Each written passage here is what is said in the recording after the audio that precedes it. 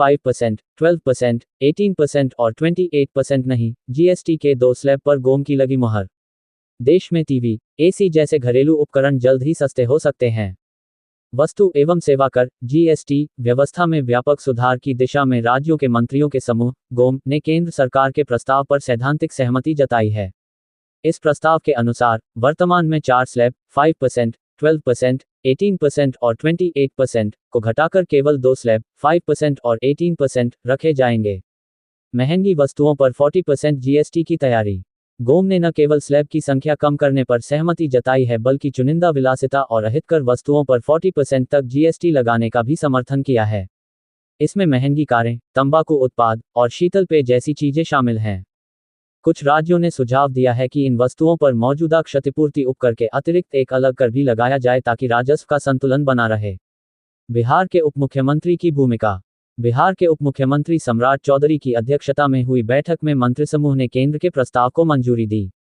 उन्होंने कहा कि 12% और 28% वाले स्लैब हटाकर दरों को सरल बनाने की दिशा में बड़ा कदम उठाया गया है। चौधरी के अनुसार यह निर्णय आम आदमी के हित में होगा और इससे उपभोक्ताओं को सीधा लाभ मिलेगा। भाजपा शासित राज्यों का समर्थन। उत्तर प्रदेश के वित्त मंत्री सुरेश कुमार खन्ना ने बताया कि सभी राज्यों ने इस प्रस्ताव का स्वागत किया है। उनके अनुसार महंगी कारों और अहितकर उत्पादों पर उच्च दर से कर लगाना उचित होगा ताकि सामान्य उपभोक्ता वस्तुएं सस्ती हो सकें। हालांकि उन्होंने भी ये जोड़ा कि राजस्व घाटे की गणना कर राज्यों की भरपाई सुनिश्चित करनी होगी। विपक्षी राज्यों की आशंकाएं। कांग्रेस शासित कर्नाटक, वाम मोर्चा शासित केरल और तृणमूल कांग्रेस शासित पश्चिम बंगाल जैसे विपक्षी दलों ने जीएसटी सुधारों का समर्थन तो किया, लेकिन इसके साथ ही राजस्व नुकसान को लेकर चिंता जताई। पश्चिम बंगाल की वित्त मंत्री चंद्रिमा भट्टाचार्य ने कहा कि दरों को युक्तिसंगत बनाने का विचार सही है, लेकिन राज्यों को ये भी पता होना चाहिए कि इस बदलाव से कितनी वित्तीय हानि होगी। धारा में संशोधन का सुझाव। भट्टाचार्य ने यह भी सुझाव दिया कि जीएसटी अधिनियम की धारा 1 में संशोधन किया जाए ताकि 40% की अधिकतम दर से ऊपर भी शुल्क लगाने का अधिकार राज्यों को मिले।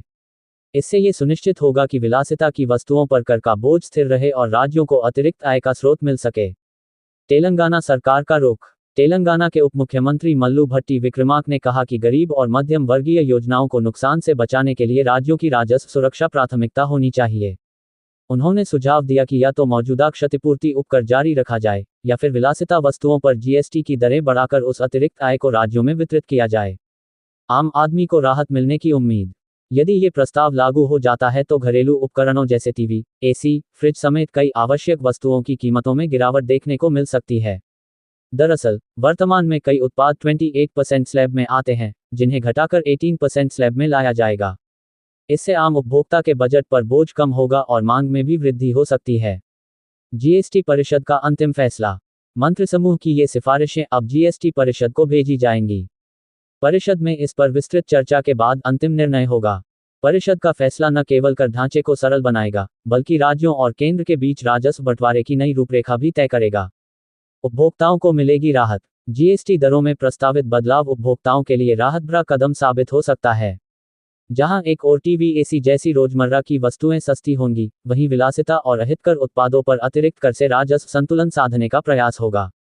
अब नजरें जीएसटी परिषद के आगामी फैसले पर टिकी हैं, जो इस सुधार की दिशा को अंतिम रूप देगा। और भी ऐसी तरह तरह की न्यूज को देखने के लिए हमारे चैनल को लाइक करें, सब्सक्राइब करें और बेल आइकन जरूर क्लिक करें, इससे हमारे आने वाली न्यूज की नोटिफिकेशन आप लोगों को सबसे पहले मिले।